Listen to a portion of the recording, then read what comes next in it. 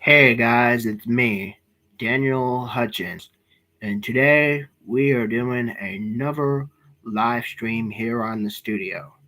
Again, I try to post out some more stuff on the studio here on YouTube. So, we are going to be talking about how the Book of Boba Fett is going to shake up Star Wars. Now, directors and showrunners have taken us inside the Disney Plus secretive new Mandalorian spinoff and what we couldn't believe what we had to do. This was from 4 days ago. So again, outdated, but we keep going. So most people working from Disney Plus had no idea this was coming. The second season finale of Mandalorian had aired in 2020. The mid-credit scene revealed the spin-off we know as Book of Boba Fett. Now, I call it Book of Boba Fett, but the real name is The Book of Boba Fett. But I just shorten it so I don't say The Book of Boba Fett. I say Book of Boba Fett. I don't know why they had to put the "the" in front of the book when it's this Book of Boba Fett, but whatever. So this has happened just a week after Disney's revealed 10 new shows in Star Wars roster. Now in development during Investor Day, again, it's more baffling that it didn't present the company from the Star Wars slate. Was The Mandalorian canceled? Well, no, it's still happening. But confused reporters flooded the email inbox of being confused and a showrunner run by Jon Favreau about quickly booking the Good Morning America, the talk show, to clear some things up on y'all. Again, I'm clearing stuff up on y'all too. So just want y'all know. Again, even Disney doesn't know what we're going to drop it like that. But again, Marvel in the Book of Boba Fett co-showrunner Robert Rodriguez. Again, I got some inside works with Favreau and Dave Filoni. Filoni, not baloney. It sounds like baloney, but it's Filoni. Again, we keep this secret from everyone until it's released. Again, only the professionals of the field of comic book universe know the insides and the outs. Again, I like to try to fill you guys in with the insides and outs too. Again, given that. So, well, not quite everyone in the studio, top execs, and business affairs were in a loop. They still have the Disney Plus would make a show that's even shocked many of Disney Plus has indicated the level of secrets and secrecy at the heart of Favreau and Filoni's closely guarded corners of the Star Wars galaxy. Not to also mention that there are rather surprising amount of freedom, given how many Star Wars theatrical projects are developed under those famous names, range from the Game of Thrones showrunners David Benioff and D.B. Rice to Wonder Woman director Patty Jenkins. They've buckled down, guys, buckled down under the weight of reported creative difference. It is a privilege, and the duo has undoubtedly has earned, given a lot of money from Mandalorian, is credited for both reinvigorating the Star Wars brand by a successful launch of Disney Plus in 2019. Now, the series became the first non-Netflix show to top the Nielsen weekly stream chart during the second season 2, respectively. Again, helping propel the nascent streamer to more than 100 million subscribers globally in less than 2 years.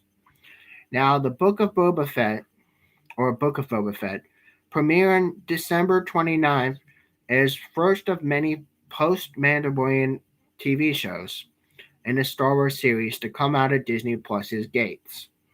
Now, Mandalorian Season 3 with Obi-Wan Kenobi or Landon in 2022, but Boba Fett is the key to help prove the franchise can successfully expand the Star Wars TV universe beyond that of Mando, and has instantly iconic word we know Baby Yoda, also known as Grogu, the real name, Grogu.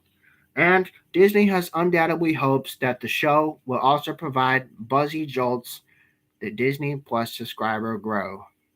Again, which has turned sluggish in recent months, as been the case with many other services.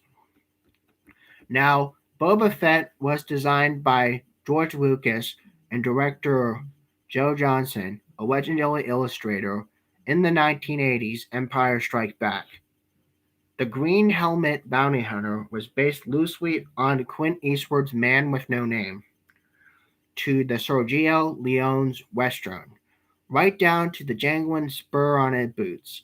Now, we get this, y'all, but again, Fett has also suffered a rather ignoble death from falling in the Toothy Sawbrack pit in 1983 in Return of the Jedi. But yet, we again see him return again, after many years later. But again, yet after purchasing Lucasfilms in 2012, Disney has other plans for Boba Fett, rather than when his character slowly digests in 1,000 years. The Boba Fett feature film is put in development with Simon Kinberg, Josh Trank, and James Mangold reportedly attached over the years. The movie never got off the ground though, but we do have a series based on the bounty hunter himself. Now, Boba Fett has finally resurrected in Mandalorian Season 2 episode We Know the Tragedies. Now, again, New Zealand actor Tamira Orson, we know, has portrayed Fett's father Django in Star Wars prequels, reprised the role. Now, Favreau has approached his longtime friend Rodriguez to direct this key episode. He's crushed it. Again, Favreau has said, "We love his interpretation from his character. We've pitched him in the studio of ideas of doing more."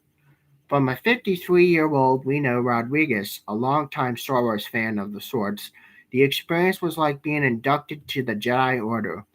I can't even say this enough, but the dream has come true, because we wouldn't have even thought to dream this. So Rodriguez has also said in a sit-down on Troublemaker Studios in Austin, the Alita Battle Angel and Sin City director was arguably the perfect fits for Favreau and Filoni's Star Wars hub. Even though its devoutly independent filmmaker says he normally doesn't like to get involved with franchises unless they're his creation, such as his 4 Spy Kids movies. Okay, so there's pictures of them down below hanging out. I'm gonna take a photo. I'm gonna take these photos. And I'm gonna use them in a reference later. I'm taking these photos of these creators of Star Wars, and I'm using something later. Again, so I usually avoid premiere properties, but you never really know if you're able to please anyone in the losing game. Rodriguez says, "I'd rather go on to do something I've created so nobody can say, hey, this is wrong, because I've created it.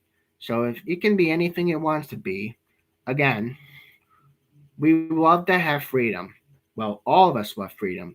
That's what makes America such a great place, because it's the land of freedom, it's the land of possibility, the home of the brave, and all, you know, the whole thing. But this has changed Boba Fett because he is a character that's always been underserved. So the character is way more popular than he should have been, based on his limited screen time from the original trilogies. Now, again, it's almost like starting off an original character, and you can kind of do anything you want with him, so as long as you make him cool and you don't make him look like a buffoon. So, Filoni, who's headed the acclaimed Clone Wars animated series, has this theory as to why the fans remained fascinated with Boba Fett, despite only having 6 minutes of screen time from the original trilogy. I think the design of his costume, especially the helmet, was iconic, and of course, it's without a doubt the most iconic helmet of today. Again, the details are from the dent on his crown on the helmet, the emblem, the scuff marks, the cloak and braids, all spoke the greater stories from adventures of characters we've experienced. We think it's always fun to imagine what those adventures are, now that we get to tell some of them. Now, the Book of Boba Fett teaser trailers released have been a bit less than epic, but due to deliberate acts of restraint, producers have to keep well kept secrets and secrecy until the actual thing comes. But producers have only revealed some footage of the 7 episode season open minutes. We can't use a second half of the first episode because it gives so much away, Rodriguez has said. But the basics were that Boba and his assassin partner Fennec Shan have taken over Jabba the Hutt's palace on Tatooine. The move has sent them to a journey that's previously unseen Star Wars underworlds of crime family. Again, Boba Fett has given us a direct connection to Star Wars saga since he's involved from stories, Filoni said. So it creates nice crossover points for both the classic and new characters. The Mandalorian was new, and so we had Ben on scene on screen. Now, Boba Fett, we can weave some of his characters and tales together using his character we know, but we don't know a whole lot about. Because again, 6 minutes of screen time, guys. 6 minutes of screen time. Original trilogy, y'all. So, so again, Rodriguez has added the character specifically invites him a whole world on the underworld with him. Things turn up like you don't expect, but again, you see things we can't believe we have to do, he said. But every episode has a big surprise. Well, we have to have big surprises to keep the audiences watching. So, producers' hint has combined to suggest familiar faces under helmets might be showing up, especially if the series not only flashes back on how Boba Fett has escaped the Sarlacc pit back in 1983. Now, again, fans hope that just because the other moments during Fett's unseen time during the original trilogy era, likewise. Now, Book of Boba Fett is unusual for a franchise action series that has to star a 60-year-old, we know Morrison, with a 58-year-old, who somehow looks like she's got her carded in the bells. Again, so you never feel like they're an older cast, but so youthful and energized, they say.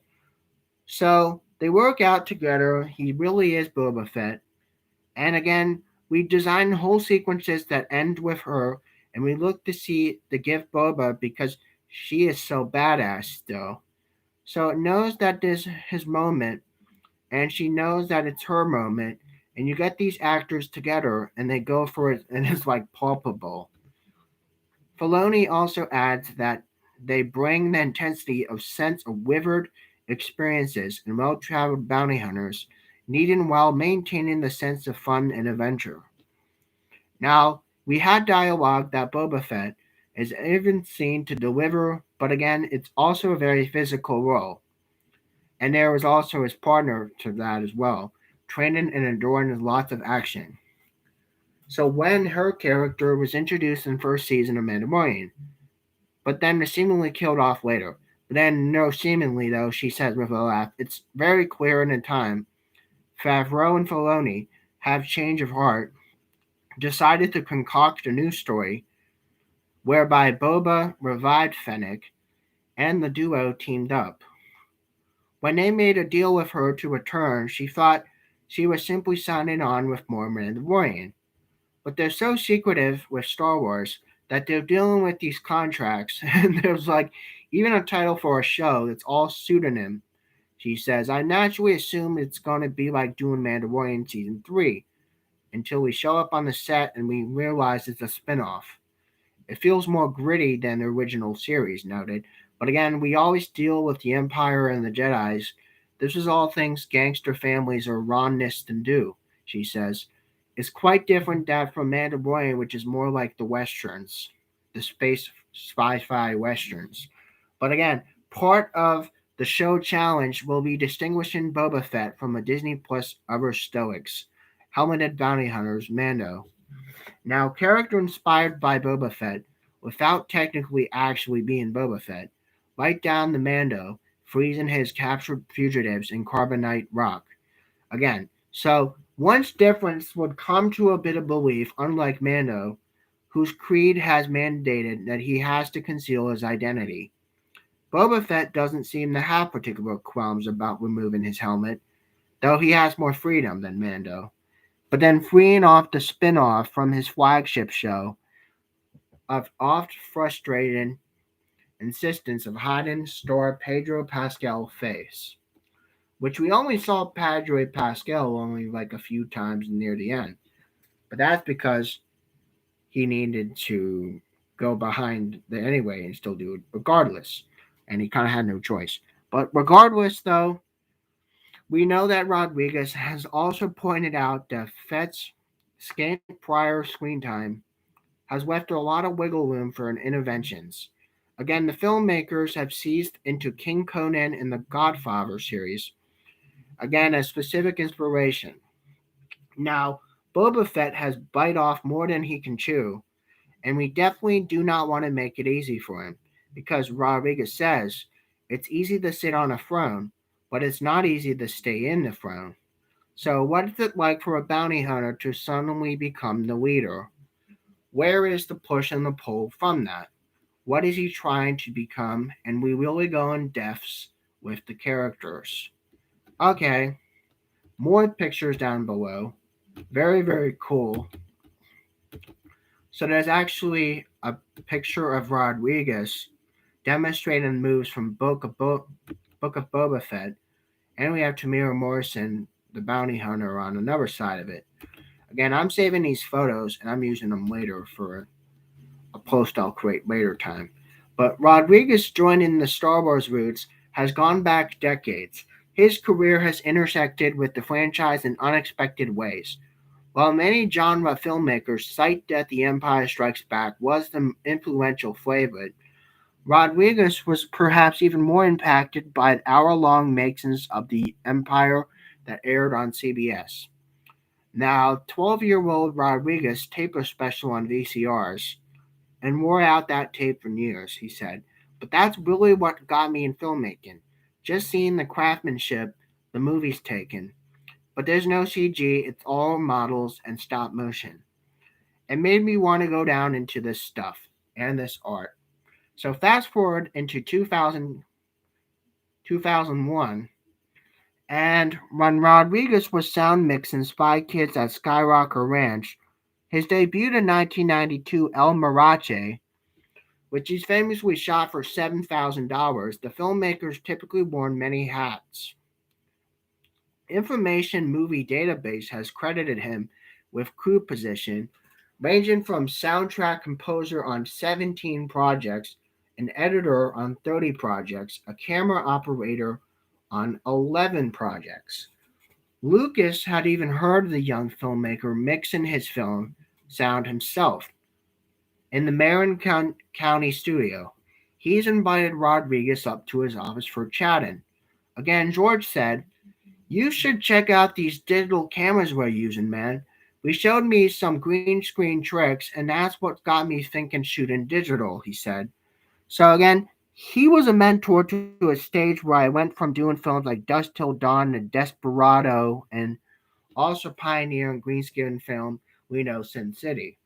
Again, so in addition to sharing the love of technical innovations, Lucas and Rodriguez also had a common sort of insider-outsider status. They strive to make popular films for wider audiences while also maintaining their independence and control from the hubs far from Hollywood. Now, Rodriguez shoots most of his work in Austin, which is an area in Texas more like, though Boba Fett was in Los Angeles. Again, that's just California area though. But again, help and fuel the region production brooms. Now, as Rodriguez tells it, his Lucas inspired Segu and digital filmmaking eventually led him to get hired to direct writer producer of James Cameron's long gestation passion project The Belita Battle Angel from 2019. A live action anime adaptation was widely praised from his CG work. It's became one of the biggest productions shot in Texas. Because there's actually films that are filmed in Texas. Texas is a great area to film things in like deserts and stuff. But again, we saw Alita, the Battle Angel, got me into that Mandalorian, Rodriguez said. But the only reason we started doing high tech filmmaking way back when in Austin, Texas, was all these places was because of George. Now, George Lucas is Rodriguez's key inspiration into why he's gone into high tech films. Again, so as a certain Sith Lord once intended, the circle is now complete. Asked if to discuss the Book of Boba Fett with George Lucas during the shooting, Rodriguez goes on still and we say, "I can't tell you," he says. "You don't need Jedi mind powers to figure this out." Again, that's really cool. And there's actually a photo of him from one of his sets actually seeing George Lucas. Again, Rodriguez meeting George Lucas in the flesh himself. I'm saving this photo too. Again, this was from 2007 that he's met him. But filming with the Book of Boba Fett began in late portion of November 2020, right into the middle of pandemic, which also played in the fact that Rodriguez strains from an indie filmmaker has accustomed to him plowing forward and improvising amid uncertain conditions. He just came out of the gate firing away. Let's shoot. Shoot, shoot, shoot. Because we might not be here next week. We might got shot down, he says. So we must not get shot down because showing sequence is already edited to John and Dave. John Favreau and Dave Filoni. Filoni, sorry. I said Filoni, but it's Filoni. John Favreau and Dave Filoni. After first 3 weeks, guys, 3 weeks, and they were like, I can't believe how much you shoot already. Again, we kept shooting every day, and it was going to be our last day soon. Okay, so pandemic has also impacted the show creative take, as it has incentivized the team to provide some escaped realism and relief for fans. It was a very, very, very bleak time that spurred us on to even more, and just to make everything as entertaining as we can, or possible, as they say. Now, Rodriguez says while the budget of the project is not known, it's likely that somewhere in the ballpark of $100 million that Disney spent from the Mandalorian debut. So, Rodriguez has rounded up directly nearly half the episodes himself, 3 of the bigger ones, he puts it. He's also voiced 2 characters, including the mayor, who his voiceovers heard from trailers, before shooting sequences when Wen says that her father of 5 would pre-vistify some ideas by filming with action figures from his backyard when he was kids, once again drawing on his 12-year-old self. Now showing that the footage of the actors with sound effects that were later added into the mix too. So Rodriguez has had to adhere to certain Star Wars standards. However, many have said that sometimes mean going inside the lines. There was nobody going around, so then these are rules, and it's like more than like me saying this cover feels very safe, and this one feels safe, and that one feels safe, but we want to make it feel more dangerous, so we can change it to whatever cover we want. But again, says and they go, and they go, and they go, and these are like covers we've used before. Let's try one of those out. But we can't reveal what it was. So revealing a color? Would that be a spoiler? Good question. But it'll be evident when you see the show coming out soon. Looking forward though, Rodriguez has recently finished filming an action trailer, Hypnotic, which has actually starred Ben Affleck. We know his former Batman actor. He's developing modern day female led Zorro reboot, directed by his very own sister, Rebecca Rodriguez. He's also recently signed an overall deal with HBO Max.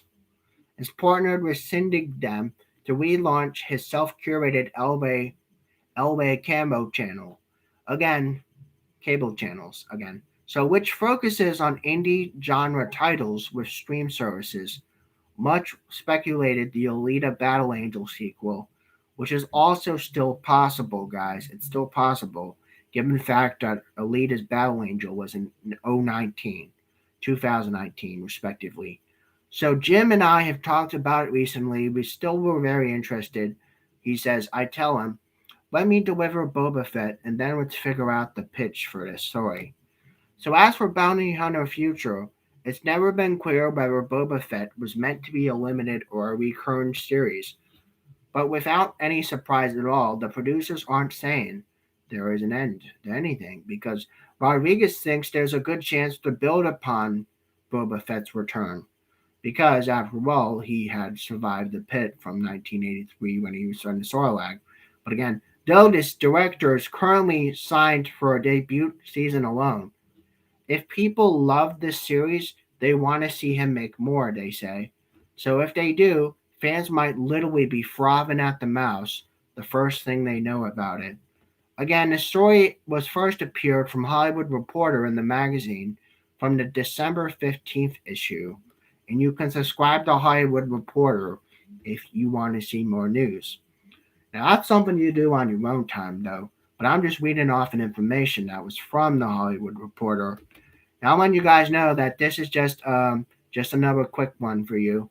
So again, I'll let you guys know what's going on with the inside things about Boba Fett. So again, I just really hope that you guys are enjoying the content I share upon to you when it goes to the movies and comics and stuff with comic book universe and entertainments and medias and stuff. Because after all, guys, this is an entertainment channel and I talk about entertainment content. So again, y'all, just want you guys know that I am going to be pushing out more content this week. I just had to figure out and play out the logistics wise as far as what I'm going to be doing and what I'm pushing out for y'all to know as far as with comic book universe, with movies and books and anything we want to talk about. But again, if you have ideas, leave them down in my suggestions. I like to see you guys comment. If you guys haven't been commenting lately, I need to see you guys leave some suggestions. And again, you guys have an awesome night. Again, it's already like going after 8 p.m. I know it seems a little early still for a night, but again, it's only 8 p.m. So yeah, I'm chilling. So again, let me know your thoughts about the content I've shared amongst you, and you leave your suggestions and your comments on my live streams when you watch the live stream, respectively. That's why I have the top chats open when I do my live stream.